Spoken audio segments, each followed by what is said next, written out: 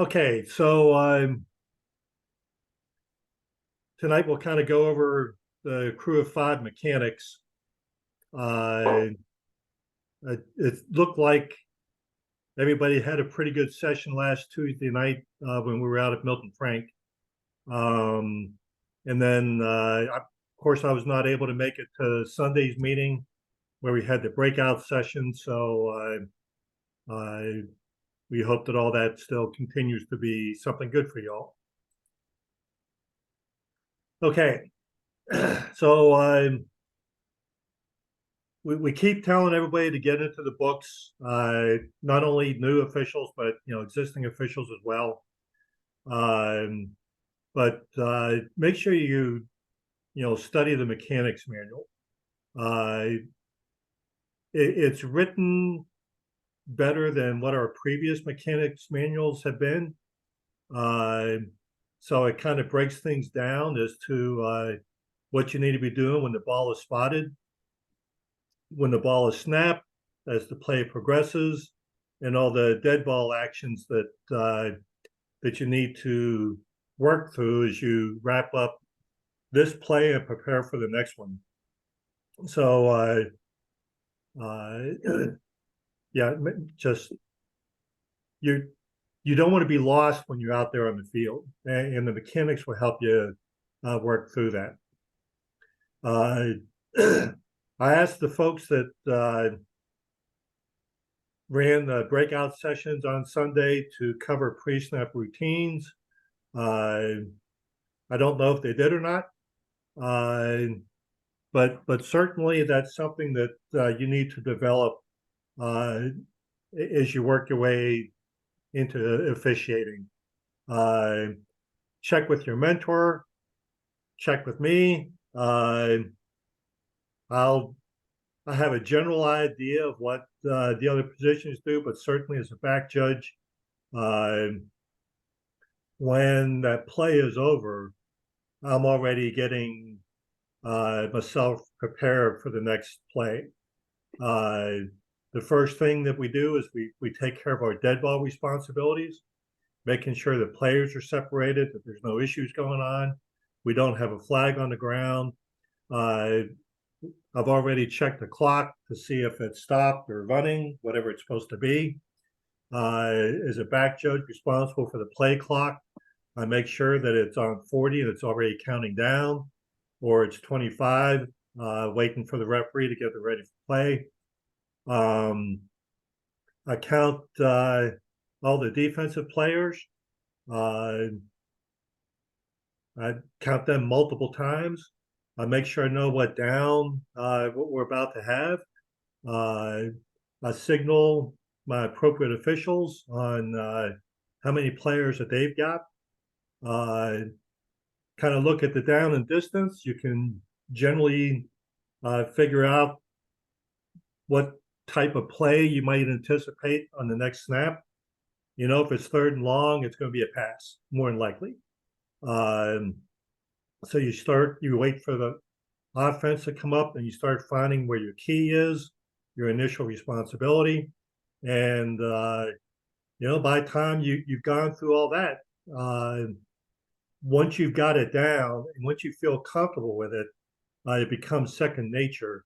And it helps you get yourself organized and more comfortable out there on the field. So it'll take a little while to do. My first year, I was happy that I finally was able to count 11 players on the field. And then once you get into it, it becomes second nature, and that's what we want to strive for. So if y'all haven't had that conversation on Sunday, get with your mentor, get with somebody in your position, and say, hey, what do you do for a pre-snap routine? Everybody's going to have their own way of doing things, and that's fine. You really want to find something that's comfortable for you. Rules knowledge, probably beginning next week. I may start getting deeper into the rule book. I hope y'all have been reading through there and kind of plowing through there as best you can. Yeah. All my other sessions so far, I've been dealing with all those things that people don't think about that officials have to worry about when we're out there in the field. So your rules knowledge is going to develop over time.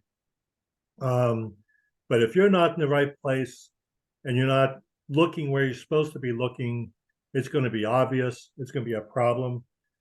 Coaches tend to be more concerned about us being in the right place as opposed to whether or not we got a rule correct or not.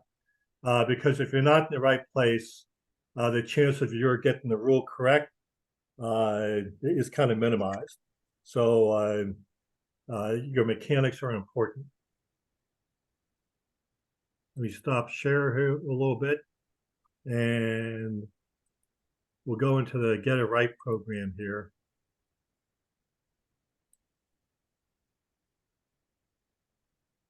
Okay. Got a question? No, I cleared my throat. Sorry. Okay. No problem. No problem. Okay. Since Alabama's been adjusting the mechanics manual, I've not gone in to change the Get It Right program to reflect it. So there's a couple of adjustments that I'll talk you through here. First of all, for a kickoff, 5-man crew, we'll have the referee down in the center of the field. The line judge is going to be on the press box side of the field, and the linesman, head linesman, is going to be on the visiting team side of the field, opposite the press box. And then the umpire is going to be up here on the press box side, the home team side, and the back judge is going to be opposite the press box. So the line judge, back judge, umpire, and head linesman would be flipped in Alabama mechanics. But what I want to really be able to show you today is kind of what happens here during the course of a play. Again, on a 5-man crew, we still have 22 players out there, and we have to understand where we should be looking as that play is developing. We'll have everybody come on out here. The back judge is responsible for talking to the kicker. And typically what we're telling them, Gary, yeah, this will be something you'll be doing. Making sure the kicker understands that where that ball is placed, he has to kick it from that spot. And then we make sure that we tell him to wait until the referee gives the ready for play signal before he kicks the ball. If they kick it before then, we have a delay of game penalty. We're going to back them up. So we make sure we get to the sidelines, make sure the coaches are back behind the restraining line, and then we'll signal the referee that we're ready, and then he'll give the ready for play, and then off we go. So what you'll see on the vision cones here is the back judge is first watching what that kicker is doing, and then in a 5-man crew, we're going to take the first 3 players to our side of the kicker. The umpire is going to do the same thing, take his 3, because the head linesman and the line judge, they're going to watch the outside gunners coming down. Now, you're not necessarily going to be locked in on those specific players. What we're really trying to do is focus our attention in certain zones and see what's happening when we have players starting to get close to each other. Let's keep this going here. Now, JD, the umpire, will do the same thing the back judge is doing. Once that the kicking team gets past you, you want to come in towards the hash marks. So the way you see the back judge going in, the umpire and Alabama mechanics will do the same thing. So that gives us the opportunity to see things from the inside out. the head linesman, yeah, whoever the official is over here on this side, in this case will be the line judge. Got the head linesman here. He's going to be the one picking up responsibility for the runner since he's coming up his sideline. And then you see the referee releasing that runner, and now he's watching what's happening here in the center of the field. The umpire and the back judge, we're going to have what we call a wide field of view because we're watching any of the contact that's happening ahead of the runner. Back judge case should be picking up things behind the runner where all the activity is going on. And then this official here is watching what's happening in the immediate vicinity of the runner himself. So the mechanics manual will say those sorts of things. We just kind of show it in this kind of a format to give you an idea of how we try to keep track of a play. Everything's over now, so we're kind of making sure the players are all separating, and then we're just getting everybody lined up for the next play.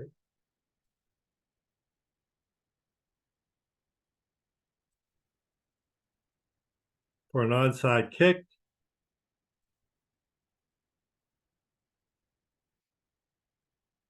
we have everybody up on the sidelines here. Up on the neutral zone, the free kick areas. So the line judge will be again on the press box side with the umpire. The umpire is always going to be on the 50-yard line. We're on case free kick line, and the line judge is going to kind of skip over him, and he'll take a position on K's free kick line. Umpire, you're on R's free kick line. Sorry, I made a mistake on that. And over here on the opposite the press box, we'll have the head linesman and the back judge. Same kind of thing. Back judge is going to talk to the kicker. We'll get to the sideline. Bob, I'm saying something different. You're saying the line judge is on the press box is which side here? Left or right on the screen? On the screen, it's going to be on the right side. Okay, so the line judge is on the left here, and that's away from the press box. Yes, yes. So, yeah, right now, these are actually Louisiana mechanics. The positioning is the same, but the individual official is different. So, that's kind of what we look like there.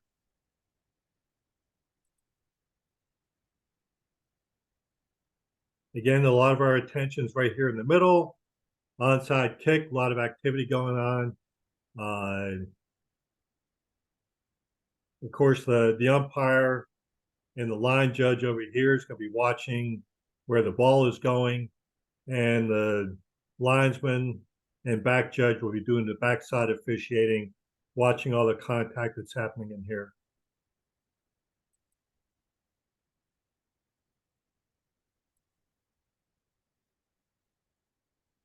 Goal line going in. Okay, when the ball is inside the 5-yard line, if you're a short wing official, your first move is to get to the goal line. Normally, you're going to sit there and watch the play develop and take a step behind the runner.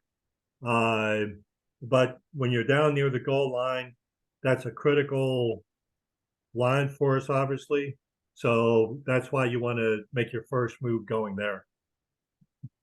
This play is going to go towards the right. So in this case, the linesman over here, he's going to be what's called the covering official, and his vision cone is going to tighten up to see what that runner is doing. And you see everybody else doing the backside officiating.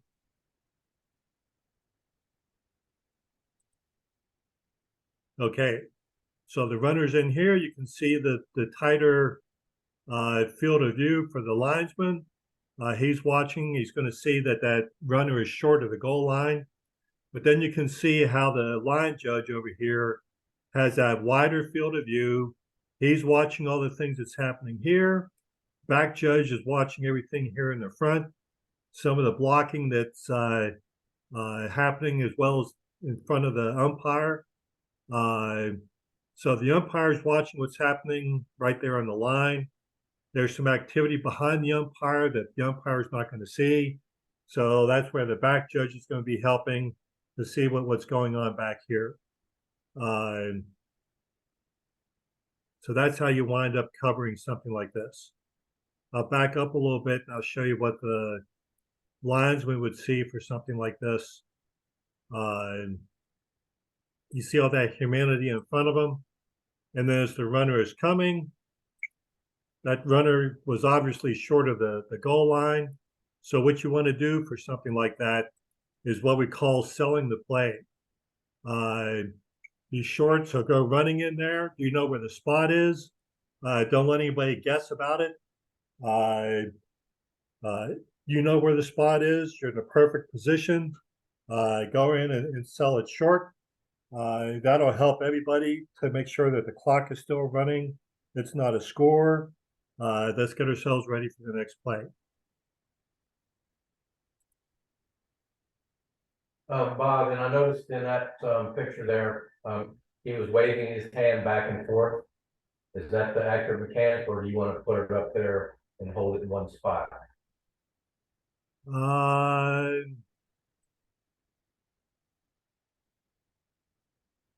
Then in the manual, I've seen it both. Let me see what he was one way. Maybe it's just his motion.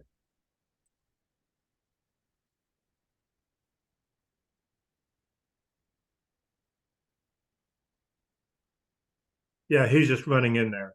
Okay. Okay, so that's a good point, though. That's another piece of mechanics. And wing officials, you're going to be doing this a lot. That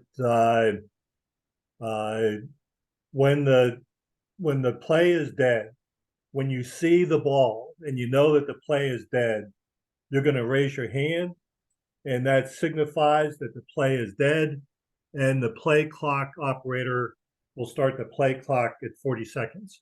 Right. It'll start running down then. So leave your hand up for, I don't know, 3 steps, 4 steps. My job then as a back judge is to recognize that the play is over. And then I'm going to look up at the play clock and see that it's been reset, and then it starts to run again. I'm sorry for a silly questions. Which foot am I going to spot with? There, the one towards the goal line, or the one behind, away? If I'm showing the spot. You're going to, yeah, I had my microphone or my speaker is a little bit muffled. I'm sorry. No, that's okay. Maybe I should have put in my hearing aids too. But so the linesman here, since the play is coming his way, and he's the covering official, is going to be the one more than likely to know where that ball, wherever forward progression that ball is. So he's the one marking the spot. Do I use my goal line side foot to mark it, or away from the goal line foot to mark it? Does it matter? Well, yeah, the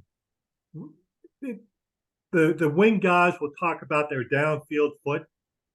Okay. So in this case, he would have his right foot forward, showing the umpire where it would be. Okay. Yeah, that talk to the wing officials. I'm pretty sure that's pretty much their standard anymore. It's your downfield foot, or just have one foot forward of the other, saying, okay, make it obvious. Yeah, make it obvious. Hey, put the ball right here. You develop a relationship with the umpire. He'll know what you mean, and take it from there. Okay. But yeah, I think their mechanic pretty much is that they use their downfield foot.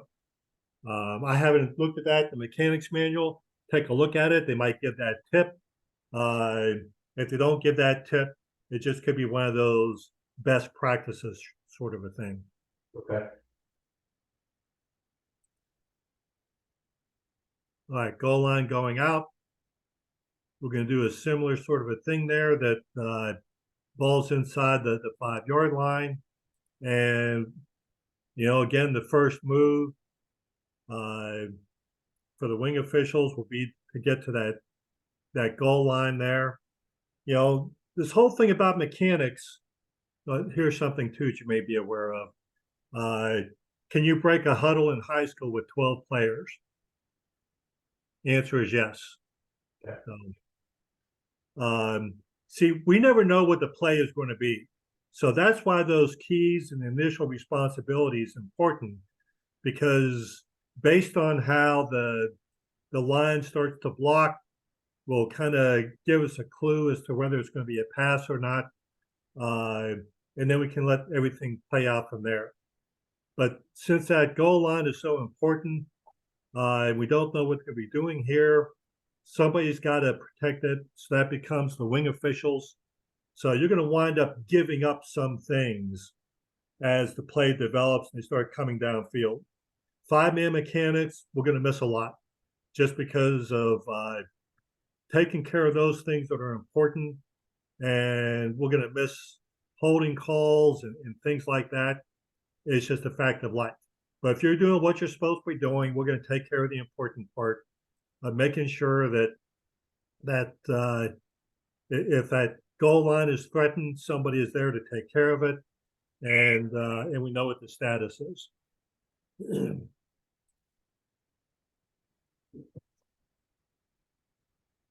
On a field goal, we'll have the back judge and the line judge underneath the uprights. So the back judge will always be opposite the press box, and the line judge will be on the press box side of his upright.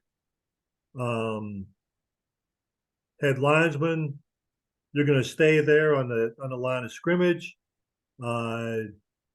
observing any activities that's going on there. Umpire, you're going to have numbering exceptions since this is a scrimmage kick formation. So there are some differences there. In this case, we set up this field goal as the last play of the second half. So it's just second down. So your numbering exception says that only one player can have a number outside of that 50 to 79, and that person has to be the snapper. On a regular punt play or a fourth down, then you can have as many non-50 to 79 numbers that you want. So you're going to find that in Rule 7 when they talk about formations. One of the things mechanic-wise,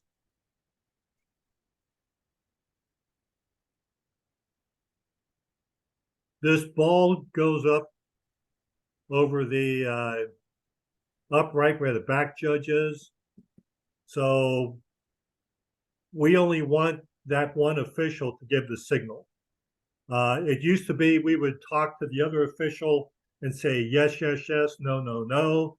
So we would come out and give the same signal. Either it's good or we'd give a no good signal, crossing your arms like an incomplete pass.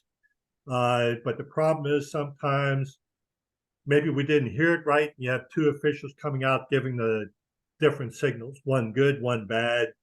As you can imagine, that's not a good look.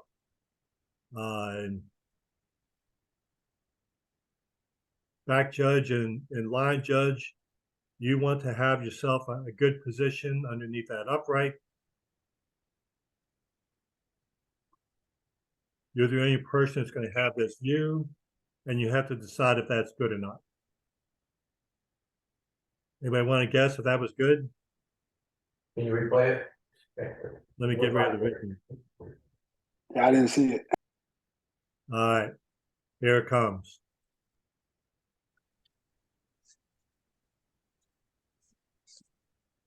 It looked good to me. It looked good to me too, Bob.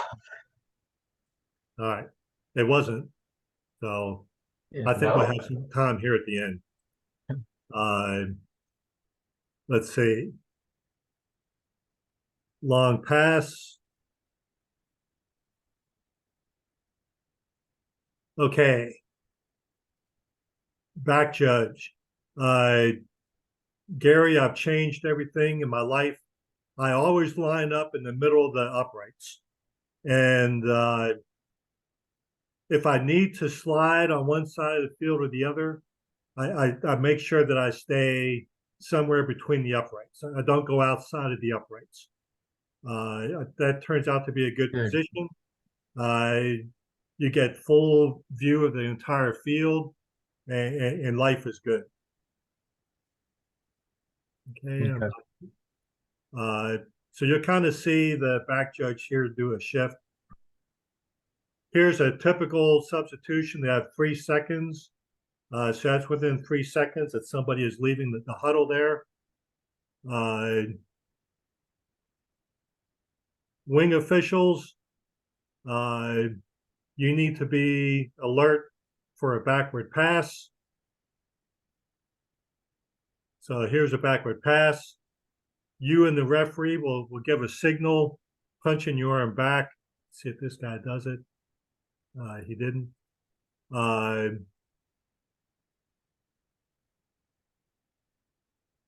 Now we have reverse mechanics, where we're coming up to, the back judge wants to keep everything in front of them the whole time. Wing officials, you want that runner to be in front of you. So in a 5-man crew, if the run is coming back against you on an interception or something like that, let them get past you and then follow them up from behind.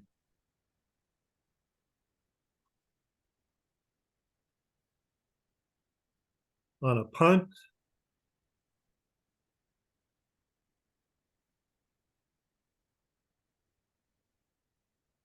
okay, we're going to have a change on this one too. On a 5-man crew, the back judge is going to line up on the same side as the linesman, because what's going to happen is the linesman's going to stay right here on the line of scrimmage until the ball crosses the line of scrimmage. The line judge is going to take off at the snap and start going down to watch what's happening here in the center of the field and help the back judge out. Used to be they wanted us in front of the receivers. Now we figured out that it's better off to be, about 5 yards behind. So that's where we'd rather be. So Gary, this is going to be off a little bit. But in a 5-man crew, you're still going to be lined up over here, probably outside of the hash marks on the linesman side of the field. And the first thing that we need to do as a back judge is make sure they actually kick the ball. We want to make sure that we're not surprised by a fake kick or something like that. And then once that ball's in the air, we're watching these deep receivers. Ball gets muffed into the end zone. In high school, if it gets muffed in there, that's going to be a touchback. It's not going to be a touchdown for the kicking team.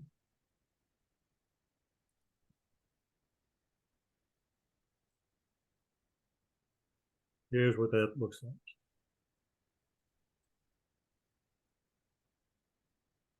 Again, when you're a back judge, you need to know where that goal line is. So as the play develops and you start seeing the ball kind of, or the action starting to move that way, get to that goal line as quickly as you can. So this player muffs the ball. That means he never really had possession. He touched it. It goes into the end zone, but you're going to come across this term force, and that's what really put the ball into the end zone. It was the kick, and it'll tell you that a muff is not additional force. Now, if number 18 actually had possession of the ball and he wound up fumbling it, now we got something different. So otherwise, that kick goes into the end zone. It's going to be a touchback. So we'll talk about momentum. We'll talk about force as we go along, and you get a better understanding of the rules. Does that same muff on a kickoff apply? Or it's not? Same thing on a kickoff. Yep. As soon as that ball crosses the goal line, it's going to be dead. Okay. And oh, by the way, you might have a receiver standing in the end zone, and he's going to reach out and catch that ball. If that ball does not cross the end zone, break the plane of that goal line, it's still a live ball.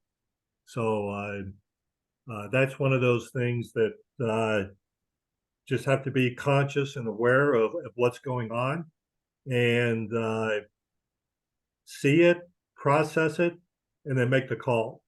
Some of the discussions that we were having out there last week on the field is patience is your friend. So we have time to make those kind of decisions, see it, figure it out. And if you're not sure, stop the clock. Stop the clock, kill it, get the crew together, tell them what you saw, and we'll come up with the correct answer. Let me go to the rules here real quick. Have a couple of minutes left. Oop. Get to the field goal here. Field goal 8-4-1C. This applies to extra points also. Let me do a comparison here. We'll do a playthrough. Watch the one on the right. So back judge, line judge, anytime you're under the uprights, you only get one shot at this. You want to make sure you're lined up properly under there to see the upright, and the ball comes across that quick. So what the rule is going to say, and what the rule says, is you have to draw an imaginary plane up the inside edge of that upright.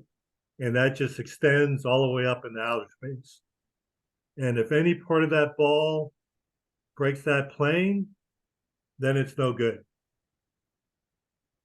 So just watch for that. And I tell you, I get at least 3 of those every season. So it is something that happens. Watch for it. Process it.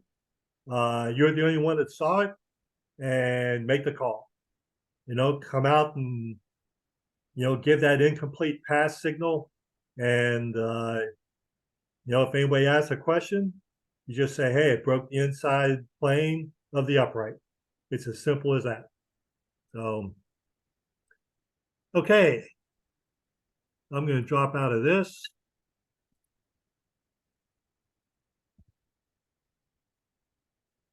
Timer just went off. I think we're down to just a few minutes left. Yeah, I got like 2 more minutes left. Okay, again, read the mechanics manual. We'll try to get you into a pregame to listen to what those are like.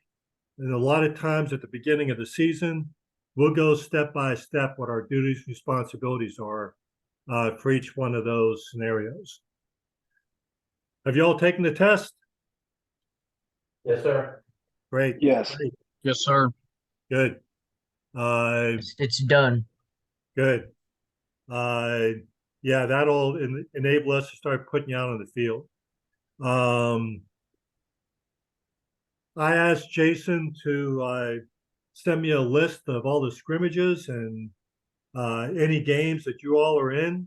I'm going to try to go watch those and see how you all are doing. If you are not scheduled for a game and you're aware that there are games going on, if you got if you have time to go to some of those, go to them. feel free to talk to the officials at halftime or something like that. Sit in on a pregame session. You can learn a lot just about how we think and how how we process all this stuff. Sunday's a uniform inspection, and I'm going to bring in 3 health and wellness folks to kind of help us stay on the field. So it'll be pretty relaxing night in that regard. Again, you got my cell phone number. Any kind of questions you got before I get kicked off here, ask me anytime. I'll be happy to take care of y'all. All right, Yeah, thank you very All much. right. All right. Thank Thanks. you. good to go. Yeah, Thanks.